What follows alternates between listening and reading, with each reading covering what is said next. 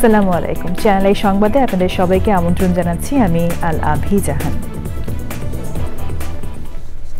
বিস্তারিত সংবাদের শুরুতেই জানিয়ে দিচ্ছি ফ্রেশ প্রিমিয়াম টি সংবাদ শিরোনামগুলো। সাউথ আফ্রিকাকে 7 রানে হারিয়ে টি-20 বিশ্ব চ্যাম্পিয়ন ভারত। আন্তর্জাতিক টি-20 ক্রিকেট থেকে অবসরে রোহিত শর্মা ও বিরাট কোহলি।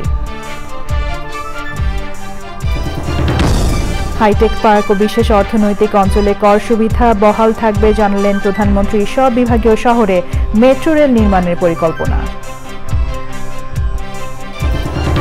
এবং বন্যার কারণে সিলেট বাদে 10টি শিক্ষা বোর্ডে এইচএসসি পরীক্ষা শুরু আজ। 13.5 লাখেরও বেশি শিক্ষার্থী।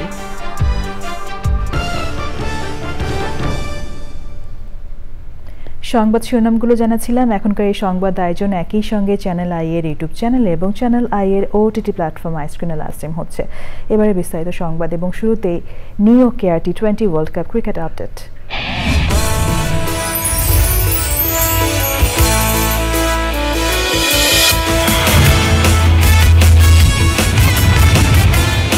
এবার অন্যান্য সংবাদ।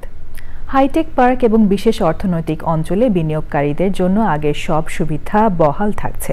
অর্থ বিল পাশের আগে প্রস্তাবিত বাজেট নিয়ে সমাপনী ভাষণে প্রধানমন্ত্রী শেখ হাসিনা বলেন, নীতির ধারাবাহিকতা রক্ষায় অর্থমন্ত্রী ট্যাক্স হলিডে সহ হাইটেক পার্ক এবং এসইজেড এলাকায় উদ্যোক্তাদের জন্য মূলধনী যন্ত্র আমদানিতে শুল্ক প্রস্তাব করেছিলেন, যা প্রত্যাহার করা হবে। দুর্নীতি করে কেউ পার পাবে না, আবারও হুঁশিয়ার করেন প্রধানমন্ত্রী। রিজভি নেওয়াজের রিপোর্ট।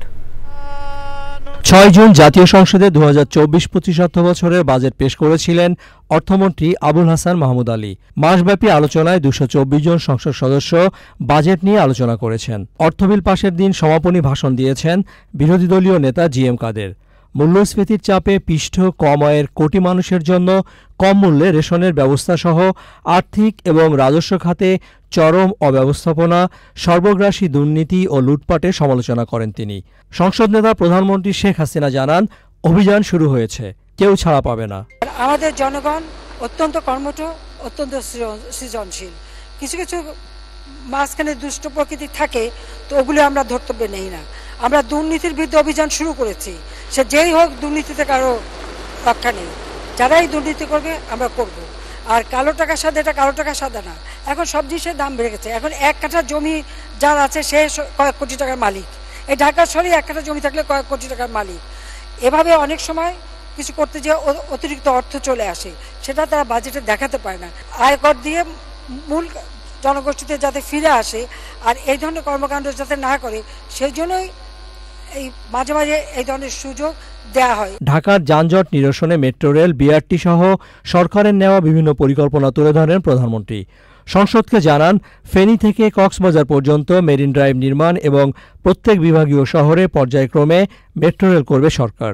কর বিষয়ে কয়েকটি প্রস্তাব পুনর্বিবেচনার সুসংবাদও দেন প্রধানমন্ত্রী। বাংলাদেশ নিবন্ধিত সম্পূর্ণ নতুন কোম্পানি হাইটেক পার্ক এবং অর্থনৈতিক অঞ্চল বিনিয়োগ পূর্বক 30 জুন 2035 তারিখের মধ্যে ব্যবসায়িক কার্যক্রম শুরু করলে তাদেরও আমরা 10 বছরের জন্য নির্ধারিত হারে কর অব্যাহতি সুবিধা প্রদান করব। প্রস্তাবিত 2024-25 অর্থবছর বাজেটে অর্থনৈতিক অঞ্চল হাইটেক পার্কে নিয়োগপ্রাপ্ত ডেভেলপার কর্তৃক উন্নয়ন কার্য ব্যবহার্য পণ্য আমদানিতে যথাক্রমে 1% ও 5% কাস্টম শুল্ক প্রত্যাহারপূর্বক পূর্বের ন্যায় শূন্য বহাল রাখা সমীচীন বলে আমি মনে করি। এবং এই লক্ষ্যে জারিকৃত 4টি প্রজ্ঞাপন এই প্রয়োজনীয় সংশোধন আনা দরকার। এটা আনা হবে।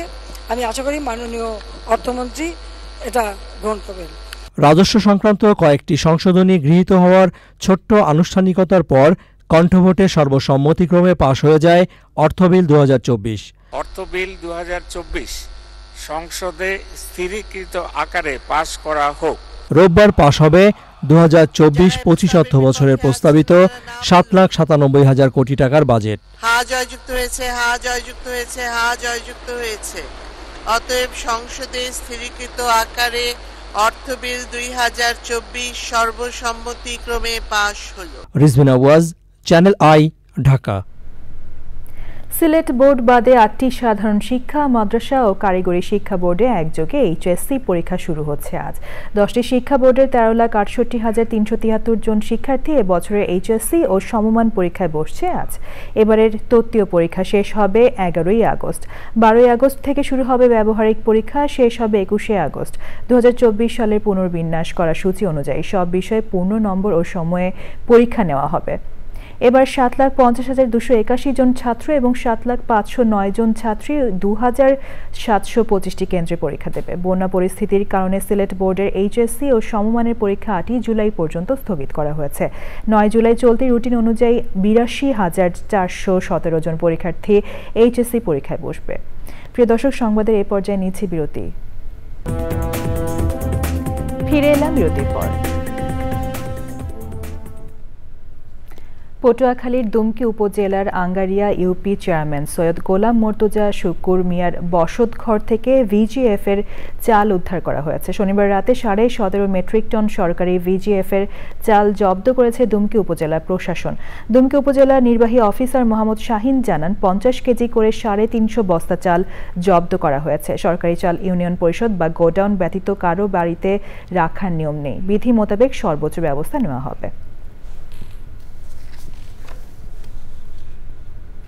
সার্বিয়ার রাজধানীতে ইসরায়েলি দূতাবাসের সামনে আততায়ীর ধনুক থেকে ছোড়া তীরের আঘাতে এক পুলিশ কর্মকর্তা আহত হয়েছেন। পরে নিরাপত্তা বাহিনীর সদস্যদের গুলিতে হামলাকারীর মৃত্যু হয়।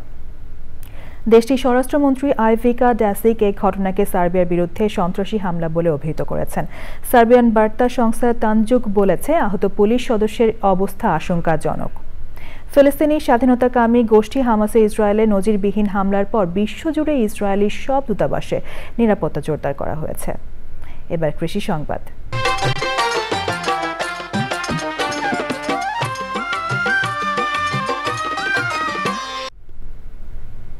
মাত্র 2টি গাড়ল দিয়ে যাত্রা শুরু করলেও এখন খামারে 600 গাড়ল রয়েছে চুয়াডাঙ্গার দামুড়হুদা উপজেলার খামারি নাসিরুল ইসলামের খামারে।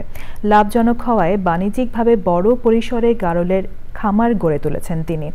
গাড়লের মাংস সুস্বাদু ও চামড়ার চাহিদা থাকায় লাভবান হচ্ছেন খামারি। এবার প্রকৃতি সংবাদ।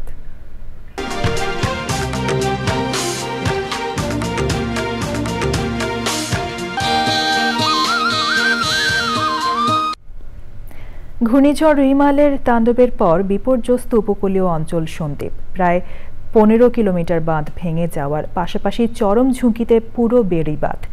একদিকে জীবন জীবিকা নির্বাহের দুশ্চিন্তা আর অন্যদিকে আতঙ্কে দিন কাটছে উপকূলবাসীর। বাঁধ সংস্কারে দ্রুত ব্যবস্থা নেওয়ার তাগিদ স্থানীয়দের।